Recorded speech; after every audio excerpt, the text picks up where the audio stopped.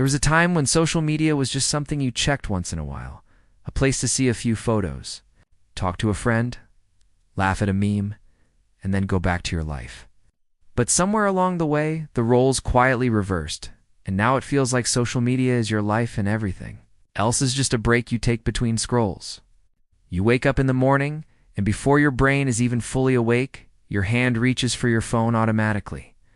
Like a reflex you never chose, but somehow installed into your nervous system, the bright screen hits your eyes, notifications bloom across the lock screen likes, messages, comments, new videos, breaking news. Trends, and your heart gives a small jump as if to say, here we go again. You tell yourself you're only going to check for a minute, just to see what you missed while you were asleep. But that minute dissolves into 10, then 20, then half an hour. By the time you put the phone down, if you put it down at all, you have already seen more faces, opinions, jokes, and dramas than most humans in history saw in a week. The day hasn't truly started, but your mind is already crowded. You carry that crowd with you to the bathroom, to the kitchen, to your desk. While you brush your teeth, your phone rests on the sink, playing short videos in the mirror behind your reflection. While you eat breakfast, if you eat it at all, your eyes are not on the food, but on the screen. Oh, your brain more interested in stranger stories than your own reality. When you walk, your phone walks with you. Every spare second, every pause in a conversation, every line you wait in, every red light you stop at, your fingers slide toward that small rectangle of glass and light. You don't say to yourself, I will spend all day on social media today, but somehow that is what happens. 5 minutes here, 2 minutes there, 30 minutes lying on the bed after school or work, another hour at night. It all blends together until your phone usage says 6 hours, 7 hours, 10 hours, and you feel shocked, but not shocked enough to actually change it at first. Using social media all day feels like connection. You are never really alone because there is always someone posting something somewhere. Your feed is full of other people's lives, jokes, pain, achievements, failures. You can talk to someone at any hour, comment on anything, react instantly. That constant stream of content becomes a comfort, almost like background noise that makes you feel less empty. But slowly, quietly, it begins to shape the way your brain works. Your attention span starts to shrink. You get used to information arriving in quick, intense bursts. 15-second clips, one-line captions, shocking headlines, dramatic images. Your mind becomes trained to expect something new every few seconds. It's a fresh hit of surprise, laughter, anger, or admiration. Anything slower begins to feel boring. Reading a full page of a book feels like climbing a hill. Watching a long video without checking your phone feels like torture. Sitting in silence feels unbearable. Your brain is not broken, but it is being rewired by repetition. What you do all day becomes what your brain believes is normal. You might notice this when you try to focus on a task that requires real attention. Maybe it's studying, working on a project, listening in class, writing something important. You sit down with good intentions, determined to concentrate. But after a few minutes, your hand moves to your phone almost by itself. You tell yourself, I'll just check quickly. But each quick check resets your attention. Your mind has to reopen the app, process new images, read new words, react emotionally to whatever appears, and then try to go back to your original task. That back and forth, repeated dozens of times a day, leaves you exhausted and scattered. At the end of the day, you feel like you were busy all the time. Yet you can't point to what you actually did. Social media gave you the feeling of constant activity while stealing the depth of your focus. Meanwhile, your self-image begins to quietly bend under the weight of all the comparisons you see. Every time you open an app, you are exposed to carefully chosen, edited, filtered moments from other people's lives. You see bodies that look better, faces that seem prettier, lifestyles that seem richer. More exciting, more meaningful than yours. Even when you know deep down these are highlight reels, not full stories, your emotions still react. You scroll past someone your age buying a car, launching a business, traveling, getting married, showing their perfect skin, or perfect abs, or perfect home. and a small voice inside you whispers, "You're behind. You're not enough. You're failing." That voice might not scream, but it repeats itself often. After hours of scrolling, those whispers accumulate into a heavy blanket of inadequacy that you carry into the rest of your day. You might feel more insecure about your appearance, more doubtful about your talents, more afraid that you'll never catch up. The irony is that while you are sitting there comparing yourself to everyone else, they are probably doing the same thing. Comparing themselves to someone else on their screen, social media all day also changes how you experience your own life. Moments that could have been simply lived and enjoyed start to feel incomplete unless they are shared. You eat a nice meal, and instead of tasting every bite, you angle it for a photo. You go somewhere beautiful, and instead of letting your eyes drink it in, you're focused on capturing it for your story. You meet friends and find yourself thinking about how the hangout looks online instead of how it feels in reality. Slowly, your sense of value shifts from, "Did I enjoy this?" to, "Did this get likes?" A funny thing happens when you live like this. You stop being fully present in your own life, always one step removed, watching yourself through an imaginary camera. You become the director and the audience at the same time, never just the person in the moment. Your emotions become tied to numbers on a screen. How many likes did that post get? How many comments? Who viewed your story? Did they reply? Did they leave you unseen? A post that performs well gives you a rush of validation. For a little while, you feel visible, appreciated, real. A post that flops, getting fewer reactions than you hoped, can ruin your mood.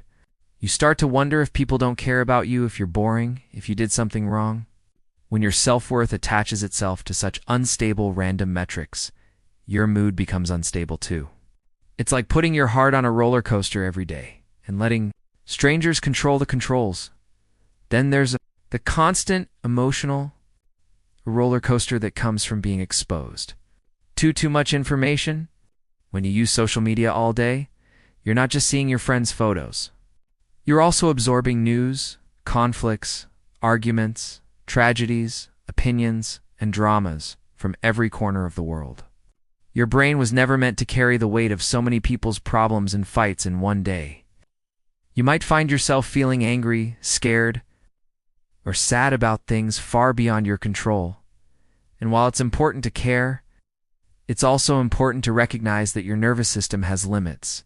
The more time you spend online, the more likely you are to run into toxic comments, arguments in comment sections, criticism, and negativity. Even if you're not directly involved, just witnessing this kind of energy for hours can leave you feeling tense, anxious, and drained. Social media also affects your sleep, especially when you use it late into the night. The bright light from your screen tells your brain that it's still daytime, confusing your internal clock. The emotional content funny, scary, dramatic, shocking, keeps your mind alert when it should be winding down. You promise yourself to close the app after this video, then the next one, then the next one. But the endless scroll is built to pull you deeper. When you finally put the phone aside, your eyes are burning. Your mind is buzzing with images and thoughts, and falling asleep takes longer. Even when you do sleep, the quality may be lighter and less refreshing. You wake up feeling tired, so you reach for your phone again to wake up, and the cycle repeats. Over time, this pattern chews away at your energy, your ability to concentrate, and your mood. Relationships in real life can suffer as well. You might sit in a room with family or friends but barely speak because everyone is on their phone. Or because you are so wired into online conversations that you forget to fully show up in the ones in front of you. Someone might be talking to you about their day and without meaning to.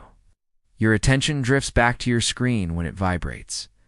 Little by little, people learn that you are not really present even when you are physically there. They may stop sharing as much with you, not because they don't love you, but because they feel like they're competing with a device they can't beat. You might later feel lonely and wonder why you don't feel close to anyone. Not realizing that closeness comes from uninterrupted time, eye contact, listening, and shared experiences that can't happen if your attention is always being pulled away. Your body pays a price too. Hours of scrolling often mean hours of sitting or lying in awkward positions, neck bent. shoulders rounded, eyes close to the screen. Over time, this can lead to chronic pain in your neck, shoulders, and back. You might notice stiffness when you stand up, soreness when you stretch, or headaches from eye strain. Your hands and wrists may ache from constantly holding your phone or typing. Because so much of your time is spent on your device, you may move less overall. This lack of movement can contribute to weight gain, weaker muscles, lower stamina, and an overall feeling of sluggishness.